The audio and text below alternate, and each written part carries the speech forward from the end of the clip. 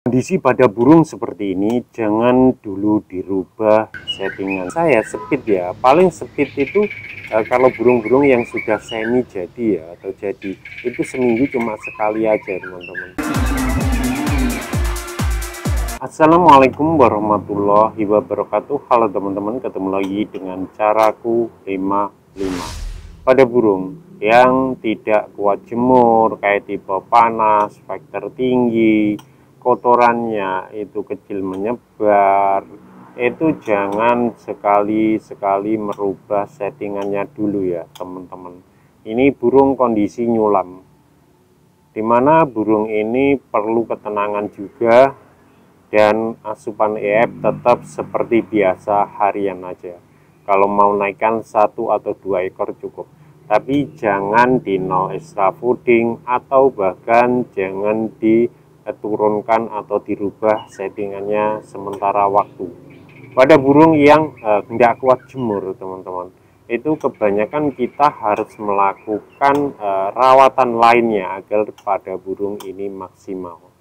Penyebab hal lain yang kita ketahui bahwa burung nyulam itu banyak kondisi, seperti misalkan pada burung ini dulunya pernah dicabut bulunya atau dijebol, mabung tidak tuntas, dijebol, efeknya biasanya kebanyakan gampang nyulam. Yang kedua, burung biasanya sering dilombakan tidak mengukur waktu dan jeda sesuai usia dan ketahanan pada mental burung itu sendiri.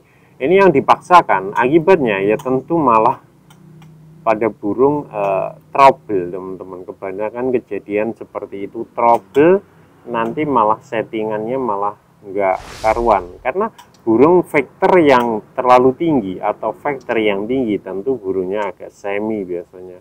Pada burung ini responnya cepat, kena EF dikit aja sudah emosinya melonjak kayak gitu, bukan berahi, bukan ya, emosinya melonjak, penjemuran mangap dan sebagainya. Ini tentu kita merubah pola rawatannya ya.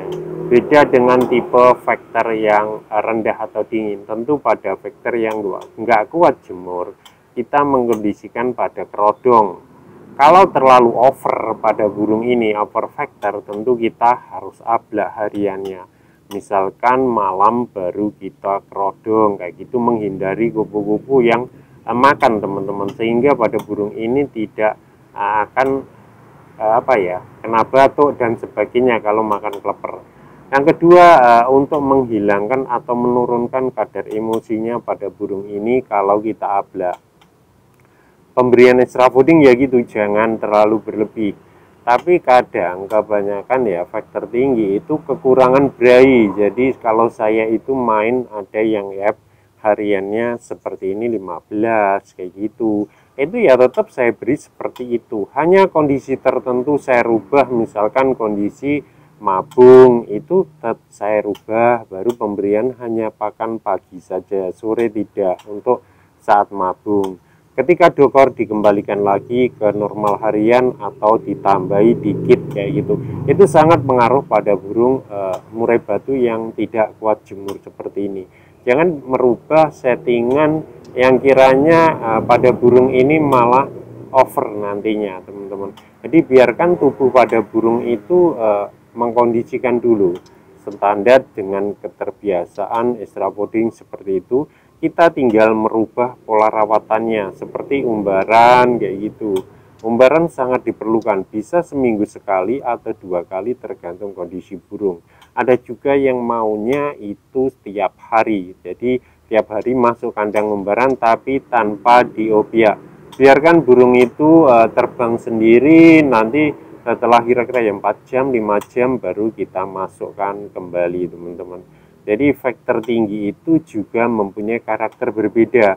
Ada yang hariannya cuma retek saja, tetapi begitu ketemu lawan itu akan on. Seperti pada burung di depan saya ini kalau hariannya paling dikerodong berkicau jarang ya, tetap berkicau. Tetapi untuk harian gacor der itu enggak teman-teman.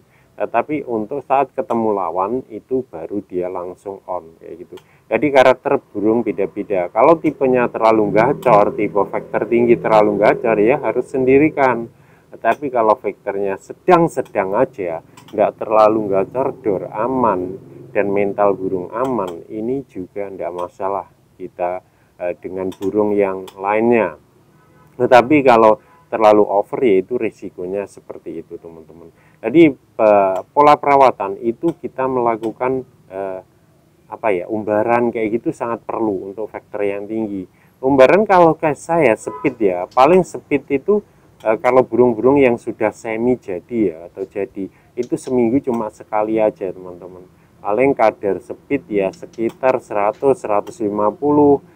Tapi sebelumnya burung sudah dilatih speed ya. Jangan tiba-tiba burung belum dilatih speed, teman-teman langsung latih. Tentu pada burung akan kaget dan akan stres dan sebagainya. Seperti itu. Kalau burung belum jadi, kalau saya speed misalkan seminggu 3 kali atau 4 kali seperti itu. Kalau belum jadi ini ya, merawat menjadikan burung itu speed itu sangat berpengaruh pada burung itu menaikkan emosi juga. Dan hal pada burung yaitu untuk melatih mental pada burung.